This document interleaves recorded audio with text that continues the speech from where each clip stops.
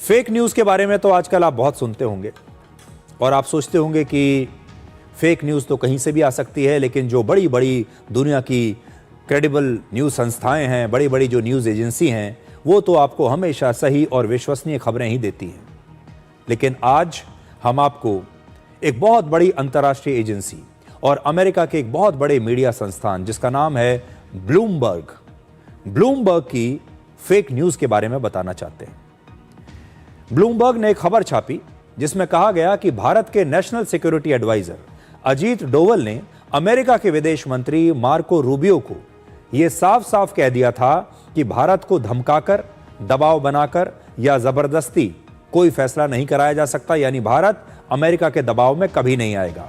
और डोवल ने उनसे यह भी कह दिया कि अगर राष्ट्रपति ट्रंप और उनकी टीम भारत को लेकर ऐसे ही सख्त रवैया अपनाती रही और उन्होंने ये 50% का टैरिफ कम नहीं किया तो भारत अमेरिका में राष्ट्रपति ट्रंप का कार्यकाल खत्म होने का इंतजार भी कर सकता है। डोनाल्ड ट्रंप 20 जनवरी 2029 तक अमेरिका के राष्ट्रपति रहेंगे। 2026 में तो हम आ ही गए हैं, कुछ साल और बचे हैं, 2-2.5 साल हम और इंतजार कर लेंगे। ऐसी धमकी भारत के नेशनल सिक्योरिटी एडवाइजर ने अमेरिका के विदेश मंत्री को दी। जब ये खबर आई, ब्लूमबर्ग ने खबर छापी थी, लोगों ने तुरंत इस पर विश्वास कर लिया और उसके बाद पूरा सोशल मीडिया, भारत का पूरा मीडिया इस खबर को छापने लगा। भारत के जो बड़े बड़े मीडिया संस्थान हैं, अखबार हैं, उन्होंने भी इस खबर को छाप दिया और सब कहने लगे कि भारत अमेरिका के सामने झुकेगा नहीं और इसीलिए अमेरिका ट्रेड डील पर तैयार हो गया और यह ट्रेड डील ऐसी हुई जिसमें अमेरिका भारत के सामने झुक गया। अब जब यह चारों तरफ चर्चा का विषय बन गया तो भारत के विदेश मंत्रालय ने इस खबर का खुलकर खंडन किया है और कहा है कि national security adviser Ajit Doval का अमेरिका में कोई दौरा हुआ ही नहीं है और ना ही अमेरिका के विदेश मंत्री से उनकी कोई बात या मुलाकात हुई है और यह खबर बिल्कुल झूठी है।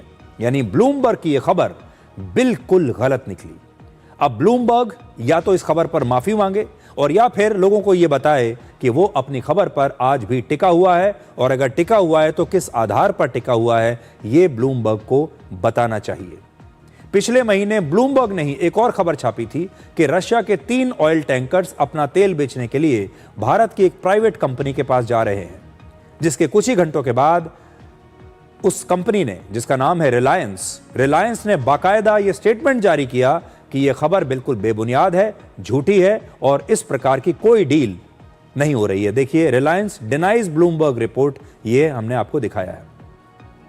यह खबर भी उनकी झूठी निकली। इससे पहले एक और अंतर्राष्ट्रीय न्यूज एजेंसी रॉयटर्स ने भी अगस्त 2025 में एक और खबर छापी थी कि अमेरिकी टैरिफ के जवाब में भारत ने कई डिफेंस डील्स अमेरिका के साथ कैंसिल कर दी हैं, जिसके बाद भारत सरकार ने इस खबर का भी खंडन किया और इसे फर्जी बताया। अब देखिए, बड़ी बड़ी अंतर्राष्ट्रीय न्यूज एजेंसीज भी ऐसा लगता है किसी खास एजेंडे के साथ गलत खबर छापने लगी हैं। ऐसा लगता है मानो उन्हें भारत और अमेरिका के बीच कोई गलतफहमी पैदा करने का उन्होंने बीड़ा उठा लिया है। ये सारी खबरें एक ही टोन में दी गई हैं और वो टोन क्या है? वो ये है कि भारत और अमेरिका के बीच रिश्ते खराब हो जाएं। इस तरह की खबरें छापो कि भारत और अमेरिका के बीच तनाव पैदा हो जाए। और ये वो समय था जब जो भारत और अमेरिका के बीच जो संबंध थे वो एक अग्नि परीक्षा के दौर से गुजर रहे थे और उस समय इस प्रकार की बड़ी बड़ी न्यूज एजेंसीज ऐसी भ्रामक खबरें छाप रही थी। इसलिए आपसे भी हम ये कहेंगे कि ये नाम तो बहुत बड़े बड़े हैं, लेकिन इन न्यूज एजेंसीज की खबरों पर कभी भी आंख बंद करके भरोसा नहीं करना चाहिए। और ऐसी खबरों को छापने का एक खास पैटर्न है जिसमें सूत्रों के हवाले से कुछ भी कहकर खबरों को छाप दिया जाता है और बाद में फिर यह भी कह दिया जाता है कि अच्छा, अगर सरकार ने इसका खंडन किया है तो फिर ऐसा ही रहा होगा। अब एक छोटा सा ब्रेक और ब्रेक के बाद मीडिया की एक और खबर आपको दिखाएंगे और आपको बताएंगे कि कैसे अमेरिका के एक बहुत बड़े और मशहूर अखबार द वॉशिंगटन पोस्ट ने एक ही साथ 300 से ज्यादा पत्रकारों को नौकरी से निकाल दिया है। और ऐसा लगता है कि बड़े बड़े उद्योगपतियों के लिए पत्रकारिता सिर्फ एक व्यापार है।